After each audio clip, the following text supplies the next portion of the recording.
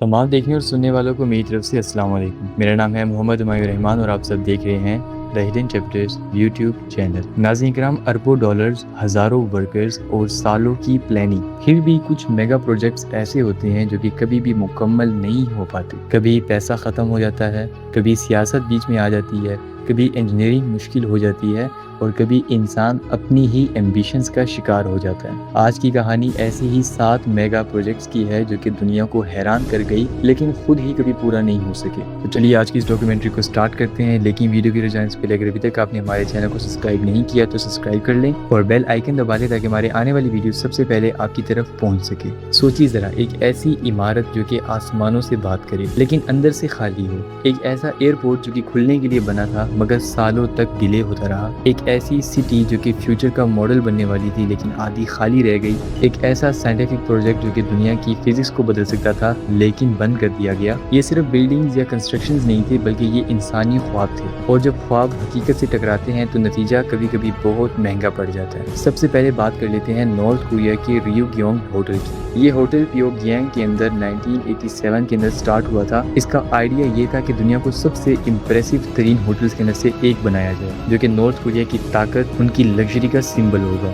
इसके 105 फ्लोर्स को प्लान किया गया था और इसके ऊपर सबसे ज्यादा पैसा लगाया गया था, लेकिन फिर कुछ ऐसे इकोनॉमिक प्रॉब्लम्स सामने आए, रिसोर्सेज कम हो गए और कंस्ट्रक्शन इसकी अचानक से रुक गई। सालों तक ये होटल सिर्फ एक अधूरा कंक्रीट का ढांचा बन के खड़ा हुआ और आज भी इसको देख कर लोग हैरान होते हैं कि ये इतना बड़ा प्रोजेक्ट कैसे इतनी देर तक इनकम्प्लीट रह गया। इससे सबसे बड़ा लेसन ये मिला कि सिर्फ ग्रैंड आइडिया काफी नहीं होता, उसके लिए स्टेबल इकोनॉमी और एनर्जी सोर्सेज भी आपके पास होने चाहिए। अब चलते हैं जर्मनी के बर्लिन ब्रांडेनबर्ग एयरपोर्ट की तरफ। ये एयरपोर्ट जर्मनी का मॉडर्न एविएशन हब बनने के लिए बनाया गया था। इसकी कंस्ट्रक्शन 2006 के अंदर स्टार्ट हुई और सोचा गया कि 2011 तक इसको ओपन कर दिया जाएगा पब्लिक के लिए, लेकिन मसला डिज़ाइन और सेफ्टी सिस्टम में निकला। वायरिंग सिस्टम और टेक्निकल कोऑर्डिनेशन के अंदर इतनी ज़्यादा प्रॉब्लम्स आई कि इस एयरपोर्ट के प्रोजेक्ट को बार बार डिले किया गया। जो प्रोजेक्ट्स कुछ सालों के अंदर खुलने वाले थे वो तकरीबन 2020 के अंदर जाके स्टार्ट हुए, और इस प्रोजेक्ट ने दुनिया को ये सिखाया कि एयरपोर्ट जैसी चीज़ के अंदर सिर्फ बिल्डिंग का बनना काफ़ी नहीं होता, उसको चलाने के लिए आपके पास प्रॉपर टेक्निकल सपोर्ट और मैनेजमेंट भी होनी चाहिए, और अगर आपकी मैनेजमेंट वीक हो तो फिर सब कुछ उलट हो सकता है। तीसरा प्रोजेक्ट है मलेशिया का फॉरेस्ट सिटी। ये एक लग्जरी अर्बन सिटी बनाने का प्लान था जो कि आर्टिफिशियल आइलैंड्स पर बनाया जाने वाला था। इसे फ्यूचर की स्मार्ट सिटी के तौर पर भी मार्केट किया गया। बहुत से लोगों ने इस पर पैसे लगाए, बहुत से लोगों ने इसके अंदर इन्वेस्टमेंट्स भी की थी, लेकिन फिर डिमांड उतनी नहीं आई जितनी उम्मीद थी। चाइनीज प्रॉपर्टी मार्केट्स के अंदर चेंजेस आए,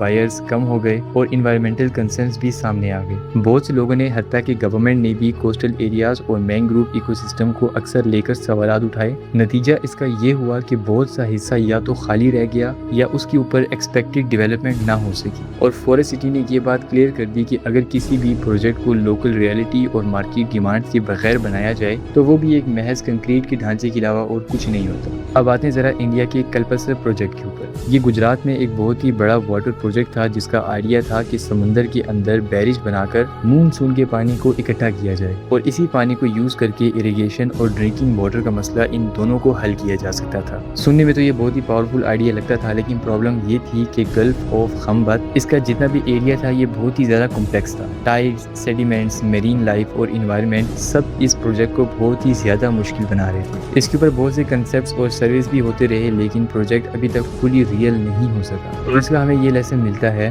कि हर बार आइडिया प्रैक्टिकली मुमकिन भी हो ये जरूरी नहीं होता। नेचर को सिर्फ कागजों के ऊपर कंट्रोल नहीं किया जा सकता, बल्कि नेचर को ठीक करने के लिए आपको इसके ऊपर प्रॉपर फिजिकल एक्ट्स करनी होती हैं। पांचवा प्रोजेक्ट है हमारा यूनाइटेड स्टेट का सुपर कंडक्टिंग सुपर कोलाइडर। ये एक साइंस प्रोजेक्ट था जो कि फिजिक्स के अंदर एक नया चैप्टर लेकर आ सकता था। इसका काम 1990 की दिहाई के अंदर टेक्सास में स्टार्ट हुआ। प्लान असल में ये था कि दुनिया का सबसे बड़ा पार्टिकल एक्सेलरेटर बनाया जाए, लेकिन खर्चा बहुत ही ज्यादा बढ़ता गया। पॉलिटिक्स ने इसकी सारी सपोर्ट खत्म कर दी और कांग्रेस ने 1993 के अंदर प्रोजेक्ट को कैंसिल कर दिया। तब तक बहुत सी अंडरग्राउंड वर्क्स हो चुकी थी, यानी कि प्रोजेक्ट तकरीबन आधा हो चुका था, लेकिन ये प्रोजेक्ट 1993 से लेकर 2026 अभी तक मुकम्मल नहीं हो सका। ये प्रोजेक्ट इस बात की मिसाल है कि साइंटिफिक ड्रीम कितना भी बड़ा हो, अगर पॉलिटिकल ये प्रोजेक्ट इस बात की मिसाल है कि साइंटिफिक ड्रीम आपका जितना भी बड़ा हो, अगर उसके अंदर पॉलिटिकल इंटरप्रिटेशंस आ गई या पॉलिटिशियंस ने उस चीज़ के अंदर इंटरफेयर कर दिया तो उसकी फंडिंग भी अनस्टेबल हो जाती है और वो ख्वाब भी हमेशा की तरह अधूरा रह जाता है। अब ज़रा बात कर लेते हैं सऊदी अरब की जद्दा टावर के बारे में। ये टावर दुनिया की सबसे ऊंची बिल्डिंग्स के लिए डिज़ाइन किया गया था। इसकी कंस्ट्रक्शन 2013 के अंदर शुरू हुई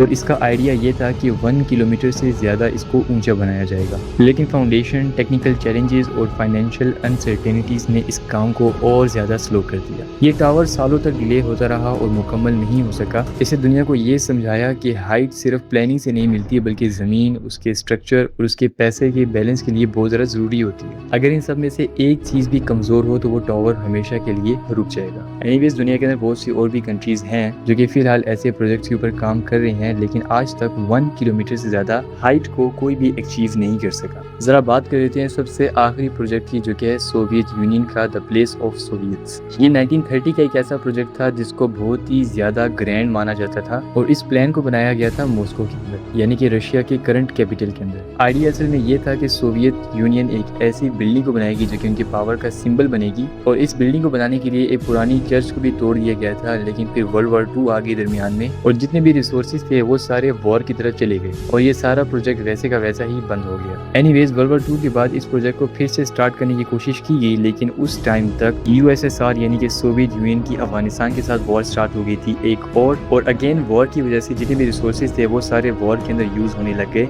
जिसकी वजह से वो बिल्डिंग जो कि दुनिया को इन्फ्लुएंस करने वाली थी वो सिर्फ पेपर्स और आधे प्लान्स तक ही रह गए। ये प्रोजेक्ट इस बात की स्ट्रॉन्ग मिसाल है कि कभी कभी हिस्ट्री खुद प्रोजेक्ट के रास्ते के अंदर आकर खड़ी हो जाती है। नाज़रीन किराम, इन सारे प्रोजेक्ट्स को देखकर एक चीज़ समझ आती है कि मेगा प्रोजेक्ट्स फेल होने का मतलब सिर्फ इंजीनियरिंग का फेल होना नहीं होता, बल्कि इसके पीछे सियासत भी होती है, पैसा भी होता है, प्लानिंग भी होती है और वक्त भी होता है, और समटाइम्स आपका ओवर कॉन्फिडेंस भी इस चीज़ को ख़राब कर देता है। तारीख गवाह है कि जब भी इंसान ने अपनी ताकत को हद से ज़्यादा समझा है तब से उसका बड़ा नुकसान हुआ है। तब बेशक वो रियोग्योंग होटल हो, वो बर्लिन का एयरपोर्ट हो, वो फॉरेस्ट सिटी हो या कलपसर हो, सुपर कोलाइडर हो, जद्दा टावर हो या फिर place of Soviets. Her project आपसे एक ही बात कहता नजर आएगा कि ख्वाब तो बहुत बड़ा था, लेकिन उस ख्वाब को ज़मीन पर उतारने के लिए डिसिप्लिन, रियलिटी और पेशेंस भी चाहिए होता है। सिर्फ नेम और बजट से हिस्ट्री नहीं बनती। असली काम तब होता है जब प्लान, एग्जीक्यूशन और ऑनेस्टी एक साथ चलती हैं। और शायद सबसे बड़ी बात यह है कि दुनिया के अंदर सबसे महंगे फेलियर्स अक्सर उन प्रोजेक्ट्स में हुए हैं जहां पर लोगों ने सोचा भी नहीं था और ज़्यादातर लोगों ने तो यही समझा था कि ये तो पूरा हो ही जाएगा। लेकिन जब प्लानिंग वीक होती है, जब फैसले करने वाले कुछ इलिटरेट पॉलिटिशियंस हों और जब रियलिटी को इग्नोर किया जाए तो ये सबसे ऊंचा टावर भी अधूरा रह जाता है और सबसे खूबसूरत फॉरेस्ट सिटी भी अधूरी रह जाती है।